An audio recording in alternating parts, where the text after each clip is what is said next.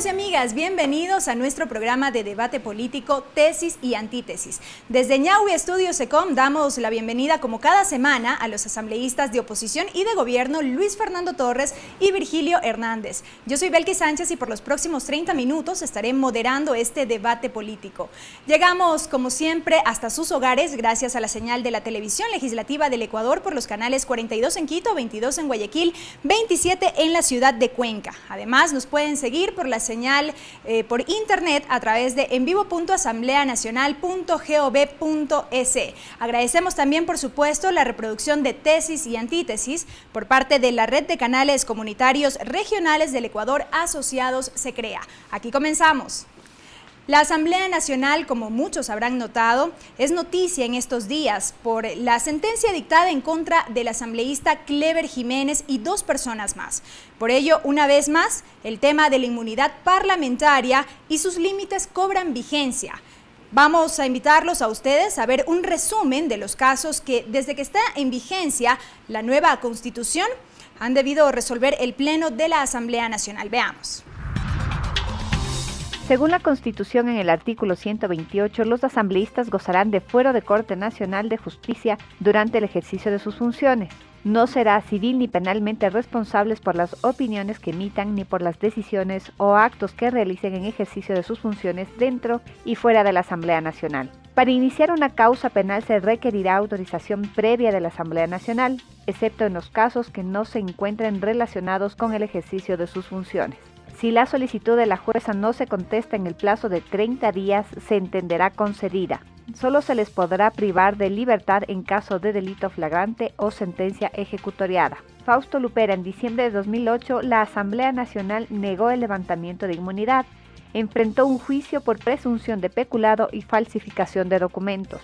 Jorge Escala, en diciembre de 2009, la Asamblea negó el pedido de levantamiento de inmunidad parlamentaria, puesto que tenía una acusación de injurias calumniosas y daño moral. Galo Lara, en diciembre de 2011 también la Asamblea negó levantar su inmunidad y enfrentaba un juicio interpuesto por la exministra de Inclusión Económica y Social, Jimena Ponce. Otro caso fue el de Diana Tamaín. En octubre de 2012, el Pleno de la Asamblea Nacional negó también la autorización para dar paso a una causa penal en su contra solicitado por la Corte Nacional de Justicia.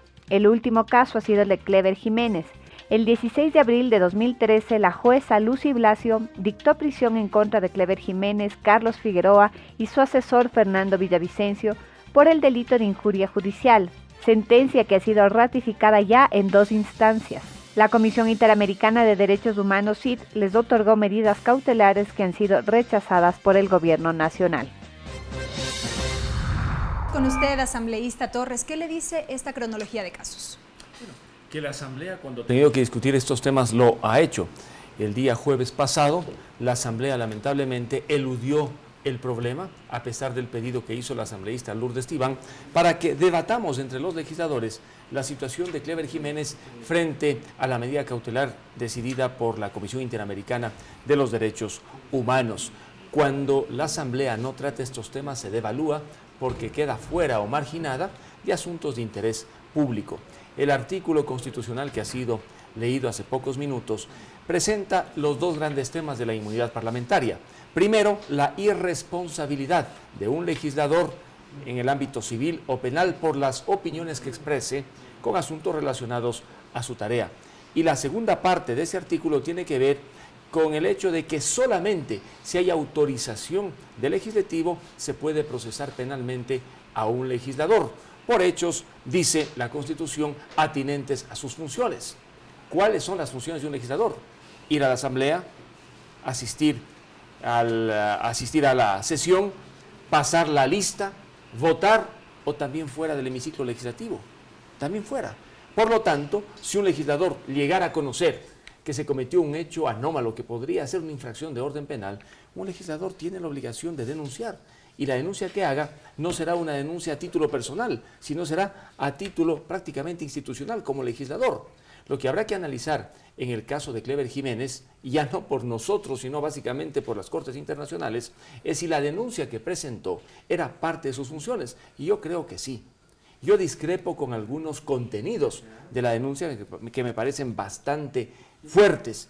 pero por lo demás, que podía denunciar un hecho que ocurrió, el llamado pues 30S, la forma como denunció y lo que dijo es indudablemente materia de discusión. Y en la Asamblea ahora, un tema de fondo, y en el Ecuador por cierto, tiene que ver con las medidas cautelares de la Comisión Interamericana. Esta comisión ha dicho que no debe ejecutarse la sentencia de la Corte Nacional de Justicia. Sin embargo, desde el régimen se señala que no es vinculante la decisión cautelar de la Comisión Interamericana. Y claro, sobre ello existe una gran discusión sobre los alcances de la Convención Americana de Derechos Humanos. Gracias, asambleísta Virgilio Hernández. ¿Era parte de sus funciones la denuncia que hizo Cleber Jiménez? A ver, creo que esto es importante que efectivamente debatamos. Yo creo que es fundamental que la Asamblea no deje de debatir estos temas porque obviamente tienen que ver, más allá del caso concreto, con temas relativos a la Constitución, a las atribuciones también que tenemos los asambleístas.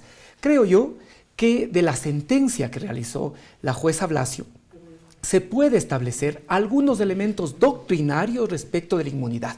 Creo que en este caso, analizando y tratando de varios tratadistas, varios expertos y jurisconsultos, la jueza Blasio hace importantes anotaciones para decir que en primer lugar la inmunidad no es impunidad, la inmunidad es un privilegio y por lo tanto al ser un privilegio tiene que ser asumida con absoluta responsabilidad.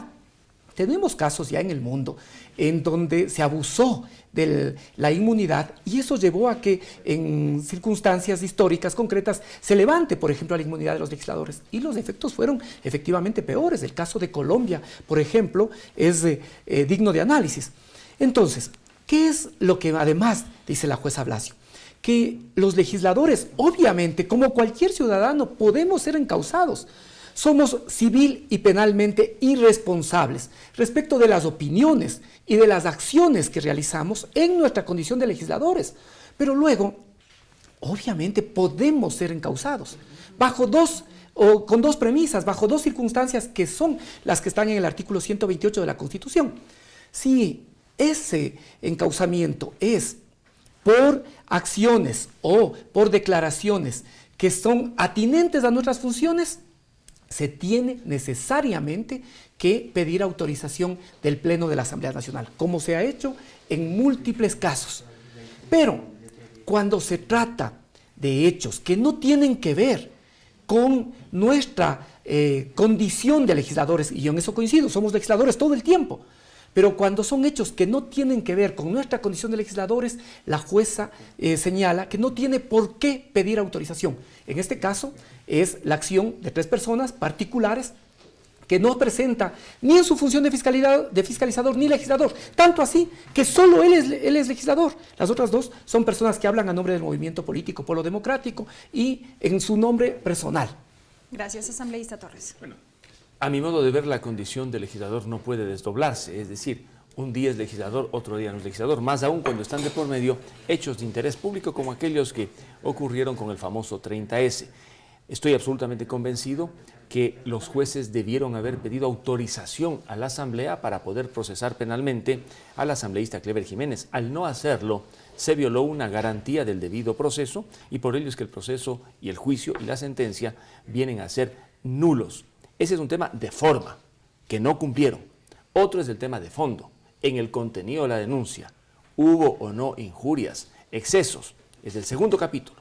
Pero en el primer capítulo, esto es, de la autorización, los jueces pasaron por alto la Constitución de la República. ¿Qué perdían pidiendo autorización a la Asamblea para que ésta autorice el procesamiento de Cleber Jiménez? ¿Pero en qué medida lo dicho por Jiménez era parte de sus funciones? Y yo creo que era parte de sus funciones, porque un legislador, luego de este programa, por ejemplo, uno sale y encuentra pues un hecho de interés público, presenta la denuncia, y la denuncia, como no es beneficiosa para uno, no es indudablemente una denuncia que una la hace a título personal, la hace como legislador. Entonces, Jiménez hizo la denuncia, desde mi punto de vista, como legislador de la República, y por lo tanto, para poder procesársele, se requería la autorización de la Asamblea. En otros casos, que han sido relatados hace pocos minutos, resulta que los hechos por los que se le juzgaba al legislador eran inclusive, eso sí, ajenos a la tarea de un legislador. Sin embargo, allí los jueces pidieron a la Asamblea el pronunciamiento correspondiente. ¿Por qué no lo hicieron en el caso de Clever Jiménez? Hubiese sido lo ideal, tal vez era un problema de votos. Se temía que no hubiese los votos para autorizar el enjuiciamiento, pero eso es un tema distinto cuando está de por medio un derecho humano, que es el derecho al debido proceso, en este caso de un legislador. Gracias, asambleísta Hernández. Para evitar las dudas hay que leer la norma constitucional. Así es. Porque aquí hay una disposición muy clara que es también la que invoca la jueza Blasio al momento de dictar sentencia. El segundo inciso dice, para iniciar causa penal en contra de un asambleísta o de un asambleísta se requerirá autorización previa de la Asamblea Nacional. Y luego, ¿qué dice la Constitución? Excepto en los casos que no se encuentran relacionados con el ejercicio de sus funciones. ¿Qué es excepto? Sí, si uno mira lo que dice el diccionario de la Real Academia de la Lengua, el excepto es algo que está por fuera de la norma, algo que está por fuera de la regla. Por lo tanto, ¿qué es lo que está señalando la Constitución? Que en los casos en los que no hay relación con las funciones del legislador, no se requiere esta autorización. Eso es lo que nos está diciendo el texto constitucional. Por lo tanto, en este caso, no existía, no se requería de la autorización. Esta es una correcta interpretación del artículo 128 que está en la Constitución de la República. De ahí que yo preguntaba en qué medida lo dicho era parte de sus funciones, porque el contenido de la denuncia es bastante Pero fuerte. es que esto es importante. Esto es importante porque, de lo contrario, uno pensaría que uno en la condición de legislador puede hacer y decir lo que quiera. Yo pongo otros casos que quizá ayudan a entender mejor. ¿Qué pasa y le protege a un legislador la inmunidad en los casos de tránsito, por ejemplo? O de delito flagrante, o de una violación. Es decir, un legislador puede esgrimir esa condición para en ningún caso poder ser juzgado sin la autorización previa de la Asamblea Nacional. Eso podría llevar a un falso espíritu de cuerpo, que lo único que hace es deteriorar tanto la Asamblea como la institución democrática de la inmunidad. Pero más, veamos pues, qué es lo que le acusaban, para ver qué es lo dicho. Vea lo que dice la jueza precisamente en la sentencia. Dice, en tercer lugar, afirman que el señor presidente el 30 de septiembre, cuando todos conocemos los aciagos hechos ocurridos de aquella fecha, afirman que el presidente de la República fingió un autosecuestro, y que en un momento determinado salió del hospital de la policía, se fue al frente a la Universidad Técnica y Quinesial acompañado de un funcionario, que allí mantuvo una plática con el rector de esta institución educativa, que luego desde allí, en forma perversa, ordenó disparar a mansalva contra ciudadanos indefensos. Y afirman algo más los denunciantes. Dicen que el primer mandatario, lleno de odio y venganza contra el pueblo ecuatoriano, no solamente que ordenara disparar, sino que se solazaba ante semejante acontecimiento. Eso es lo que dicen. Esto es lo que dicen. Esto es acusarle de un delito de lesa humanidad que no prescribe nunca y que se persigue en cualquier parte del mundo. Gracias. Amigos y amigas, es tiempo de una primera pausa aquí en Tesis y Antítesis. No se vayan porque al volver conoceremos el criterio de la ciudadanía. Ya regresamos.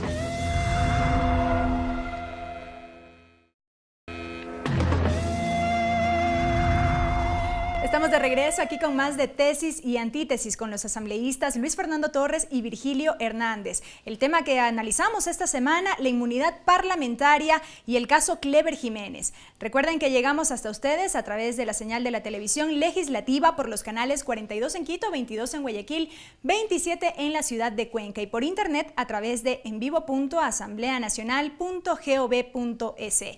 Ahora es tiempo de revisar varios de los criterios esgrimidos por los ciudadanos. Para ello, el equipo de Tesis y Antítesis se trasladó por las calles de la capital. Veamos. Me parece que no debería ser justo, ¿no? Que si algo cometieron tienen que pagar. Claro, pues que debiera tener un límite para que no sobrepasen eso y les puedan juzgar, ¿no? O sea, según sus actos.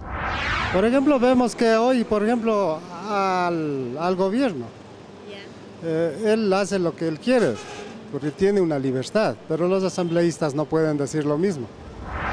Es que todo político tiene inmunidad, es el problema.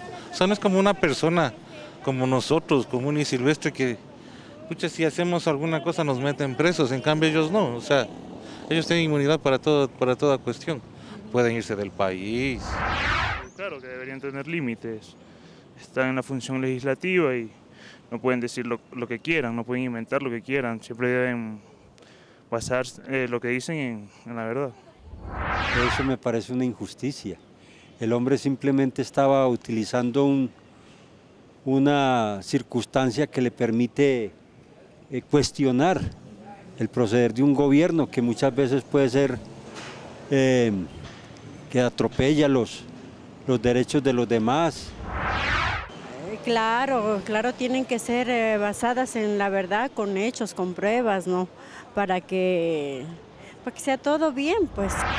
Bueno, ahí sí creo que se le fue la mano a este asambleísta. Creo que debería haber sustentado sus declaraciones y su demanda que puso en base a hechos concretos y reales, como le decía anteriormente, ¿no? Bueno, pienso que es un caso simple, no se debería tomar en cuenta. Si no quiere entregarse, nada gana el país con un preso que no tiene trayectoria política, nada. Darle mucha importancia porque no es un líder. Si fuera un líder, bueno, que corre peligro el país, bueno. Que él es una persona valiente que ha enfrentado al poder y creo que deberían dejarle expresar sus verdades. Asambleísta Luis Fernando Torres, ¿qué criterio le merece? Leyó hace pocos minutos Virgilio un extracto de la denuncia. Allí hay excesos, no cabe la menor duda. Además que los hechos son inexactos, eso no ocurrió como se relata en la denuncia. Pero no por ello se puede llegar al extremo de sentenciar al asambleísta Jiménez como ha sentenciado la justicia ecuatoriana, a una pena desproporcionada para su condición de legislador y eventualmente el daño ocasionado. Además, se trata, en definitiva, el pleito de uno entre políticos. No es un pleito entre un político y un ciudadano común y corriente. Son dos políticos. Y cuando los pleitos son entre políticos, las soluciones son diferentes a las del ciudadano común y corriente. Los políticos entienden que están revestidos de autoridad, que tienen, como ha dicho pues, la Corte Interamericana de Derechos Humanos en la sentencia Kimmer, una coraza. Por lo tanto, su nivel de protección es mayor y de exposición también es mayor frente al de cualquier ciudadano.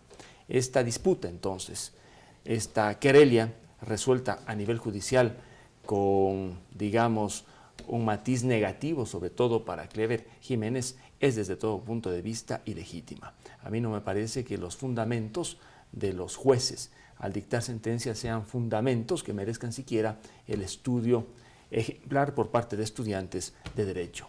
Gracias, asambleísta Hernández.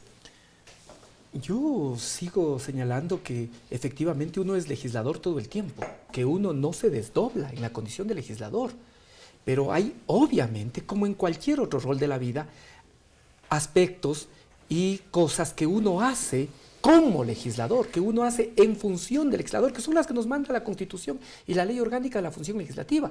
Desde el momento que somos elegidos legisladores para todo el periodo. Pero tenemos responsabilidades. En esto yo quiero insistir. Por eso, precisamente, en lo que escuchamos de los ciudadanos, hay algunos que rechazan este privilegio, porque puede ser mal usado. Esta idea de que se puede hacer lo que sea, de que se puede decir lo que quiera, que se puede incluso ser irresponsable de lo que se dice y de lo que se hace, es por una mala utilización de la figura y del privilegio de la inmunidad parlamentaria. Ahora, otro de los aspectos que dice Luis Fernando, es que es un pleito entre políticos, pero también yo aquí quiero que reflexionemos un poco más. Efectivamente, y hay muchísima jurisprudencia en este sentido, jurisprudencia, por ejemplo, de la Corte colombiana, de que establece con claridad cuando se trata, por ejemplo, de cosas que se dicen al calor de un debate político. Sí, y eso es comprensible. Quienes estamos, por ejemplo, en el hemiciclo, sabemos que hay momentos en que la temperatura del debate puede subir y uno al calor del debate puede establecer una serie de afirmaciones que no son estrictamente exactas. ¿Qué pasa en esos casos? Y hay jurisprudencia, sobre todo en Colombia, que se señala y se circunscribe precisamente a ese momento del debate. Pero aquí no. Aquí no son expresiones que las dice en el momento del debate o que se dice en medio de una entrevista el 30 de septiembre cuando el país estaba convulsionado. No, son hechos que se afirman y luego se lo hace de manera premeditada, que se los pone en un papel, que se los reduce a la calidad de denuncia, que se firma con un abogado, que luego cuando van el 4 de agosto y se les pide que reconozcan y que sobre todo digan si saben o no que puede ser declarada maliciosa y temeraria, ellos afirman que sí, por lo tanto aquí existió conocimiento y básicamente un interés político de dejar abierto, más que una acusación, de dejar abierta la posibilidad de que el presidente en cualquier momento pueda ser encausado por estos temas. Gracias. Asambleísta Torres, ¿estaría en riesgo la inmunidad parlamentaria? No, porque consta en la Constitución, indudablemente la inmunidad que apareció hace muchísimos años cumple un papel, proteger al legislador, entendiéndose que el legislador no es jefe de las Fuerzas Armadas, no es jefe de la policía, no maneja recursos. El poder de un legislador radica fundamentalmente en su palabra, en la capacidad de decir aquello que esperan sus electores y de denunciar al poder público. La inmunidad en el Ecuador está debidamente delimitada. Yo creo que no se van a producir más cambios, más bien lo que se discute es su aplicación. Los jueces ecuatorianos se equivocaron, aplicaron mal, debían pedir la autorización a la Asamblea y no la pidieron. Pero ahora el Ecuador también tiene por delante otro tema, las medidas cautelares dictadas por la Comisión Interamericana de Derechos Humanos. Esas medidas cautelares le obligan al país.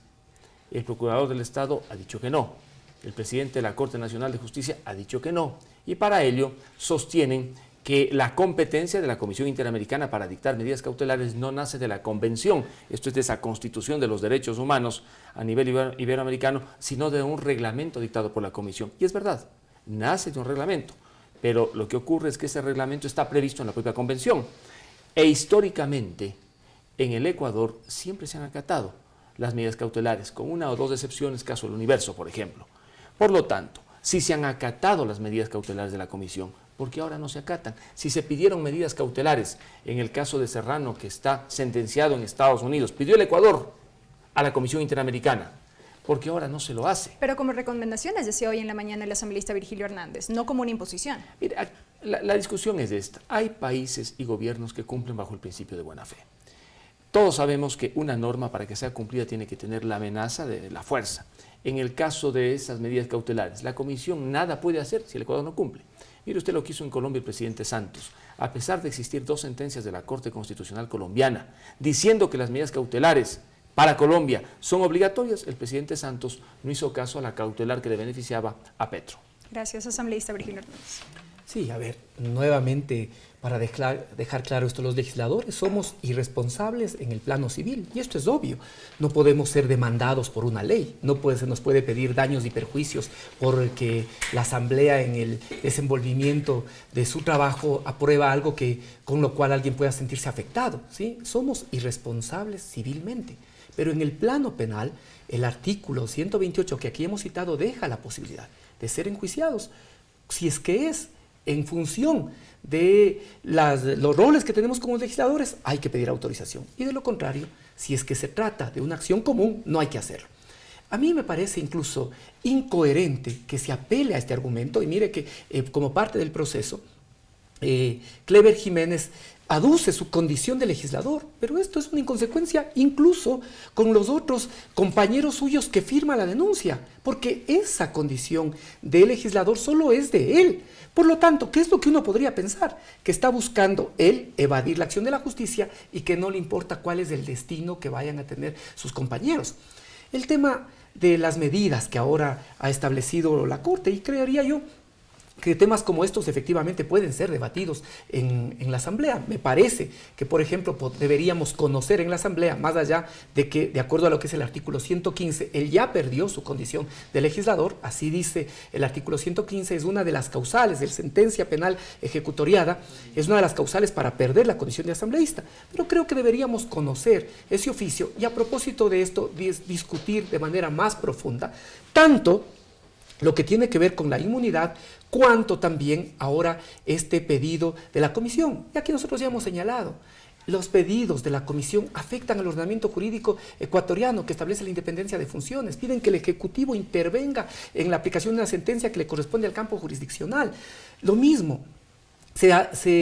la Comisión se arroga competencias que no tiene. Las medidas cautelares no pueden ser dictadas por un órgano administrativo. Solo un juez puede sustituir las medidas que dicta otro juez. Solo la Corte puede dictar esas medidas. Pero en otros casos lo han acogido. ¿Se trata de conveniencia entonces? No, porque son recomendaciones. En unos casos sí y en otros no. Porque son recomendaciones y efectivamente el Estado, y no solo el Estado ecuatoriano, el Estado colombiano, el Estado mexicano, por ejemplo, también tiene una especie de de protocolo en el que, por ejemplo, de manera general acepta las recomendaciones, pero no las acepta cuando de forma expresa contrarían la Constitución mexicana. Es un tema que creo yo que, por ejemplo, podría ser debatido, a propósito de conocer este oficio, podría ser debatido en el Pleno de la Asamblea Nacional.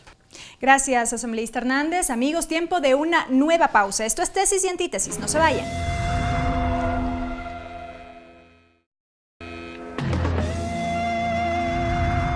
Continuamos, amigos y amigas, aquí en Tesis y Antítesis. Esta semana analizamos la inmunidad parlamentaria y el caso Clever Jiménez. Estamos ya en el bloque de final, asambleísta Torres. Ya en programas anteriores hablábamos de las reformas a la Ley Orgánica de la Función Legislativa. A propósito de esto, ¿debería arreglarse mejor este procedimiento para levantar la inmunidad parlamentaria? Sí, la Ley Orgánica de la Función Legislativa está sujeta a ser modificada e indudablemente a perfeccionarse. No es el procedimiento lo más claro, prácticamente replica lo que constaba en el famoso reglamento interno del Congreso que se utilizaba, recuerdo yo, en la década de los 90. Pero más allá de esta reforma de índole legal, el tema de Clever Jiménez tiene una trascendencia política. Él ahora se encuentra en la Amazonía, entre los suyos, dicen que inclusive no está en la clandestinidad, sino que es un comunero. Yo creo que está en la clandestinidad, pero me corrigió en la asamblea el día jueves pasado, la asambleísta Tibán, y me dijo, no, es comunero porque está con las comunidades indígenas. Ha hecho unas declaraciones de 20 minutos aproximadamente, donde él dice efectivamente que no quiere perdón, no quiere indulto, que él va a pelear por la nulidad completa de la sentencia. Mi impresión es que este tema no se va a apagar. En la opinión pública hay unos temas que aparecen y se apagan. Este está creciendo, es como una especie de bola de nieve. Por ello es que lo que hoy se resuelva no será suficiente para resolver lo que mañana sea necesario. Discutir una posible amnistía, por ahora veo que está descartado, porque quienes tienen los votos no quieren hacerlo. Un indulto no tiene ningún sentido, porque hay una diferencia. El indulto solamente elimina la pena. La amnistía, en cambio, elimina la pena y el delito completo. Además que la amnistía es para delitos políticos y el indulto para delitos comunes. Por lo tanto, el tema comienza a tener resonancia en el país, indudablemente, y a nivel internacional.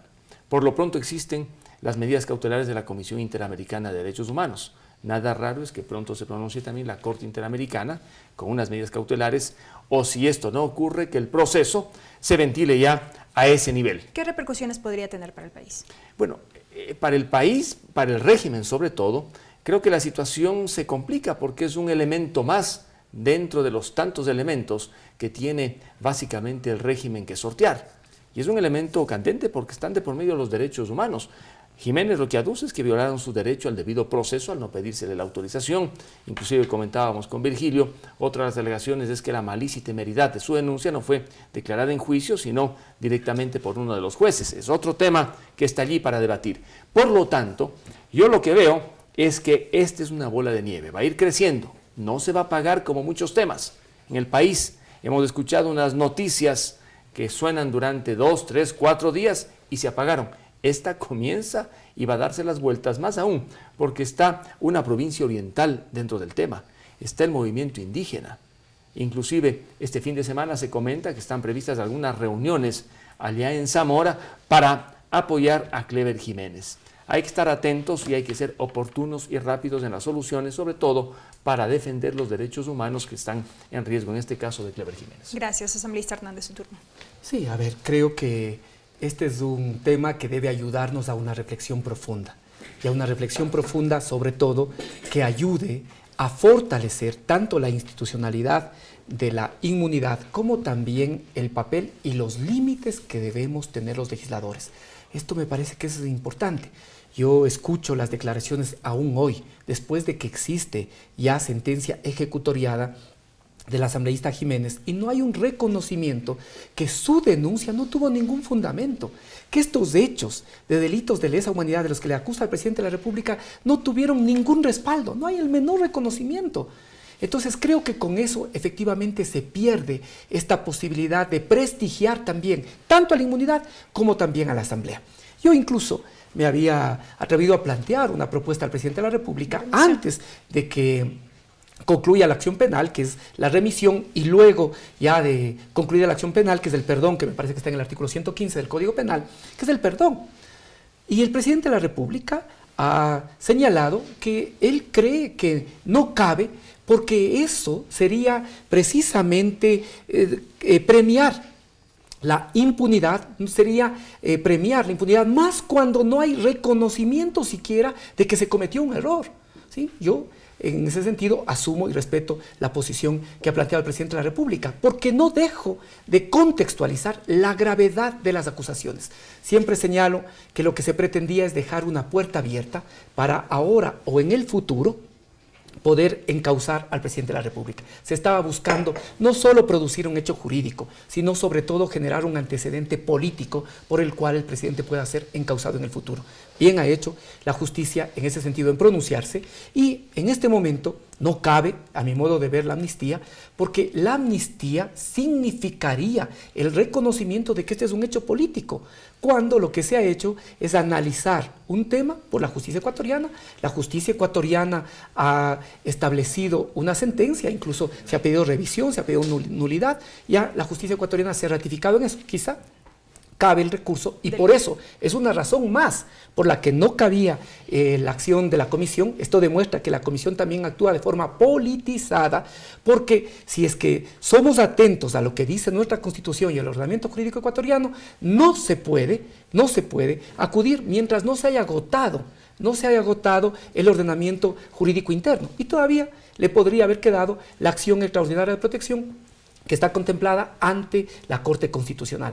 De tal forma que en este caso creo yo que debe ayudarnos a realizar una profunda reflexión de que los legisladores somos también servidores públicos y en nuestra condición de servidores públicos estamos obligados a la Constitución, a la ley, y que tenemos límites, tanto en lo que hacemos como en lo que decimos. Somos responsables también de nuestros actos y de lo que decimos. Gracias, asambleísta Virgilio Hernández. Gracias, Luis Fernando Torres. Importantes pronunciamientos en torno a este tema que hemos analizado esta semana, la inmunidad parlamentaria y el caso del legislador Clever Jiménez. Como ya lo saben, ustedes pueden revisar el video de Tesis y Antítesis en nuestro canal de YouTube y en la página de Facebook Tesis y Antítesis. También nos pueden escribir al correo electrónico tesiyantítesis@hotmail.com para plantear propuestas, inquietudes, sugerencias. Este programa se reproduce por la señal de la radio de la Asamblea Nacional los lunes desde las 8 de la mañana y se difunde por la red de canales comunitarios regionales del Ecuador asociados Se Crea.